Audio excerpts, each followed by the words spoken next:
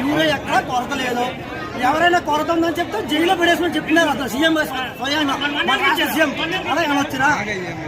ఇప్పుడు సీఎం గారు నేను బ్రేకింగ్ న్యూస్ లో చూశాను, మన సభలో ఏదో రాయలసీమ లేదు సభలో ఉన్నారా, యూరియా కొరత లేదని చెప్తున్నారు మన సీఎం రాష్ట్ర సీఎం గారు.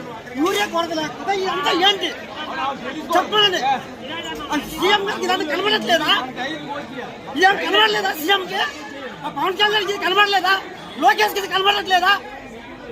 చెప్పండి. కొరత లేదు అని చెప్తాను, స్టేట్మెంట్ ఇచ్చేస్తాను. వాళ్ళు నోటికి వాళ్ళకు తల చేస్తాను. వాళ్ళకి రైతుల బాధ వాళ్ళకి ఏం తెలిస్తే చెప్పండి. వాళ్ళేమో ఏసీ రూమ్లో ఉంటారు, స్టేట్మెంట్లు ఇస్తారు. మాకు ఎలా తెలిస్తే చెప్పండి. మా బాధలు మీకు తెలియాలంటే రాష్ట్రంలో చూడండి.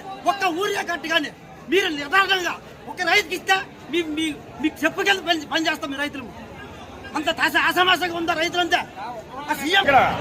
మనం వచ్చేటప్పుడు ఉండండి, మనం అక్కడ వచ్చేటప్పుడు రాండి, మంగళవారం వచ్చాం, బుధవారం రాండి మీకు ఇస్తామన్నారు.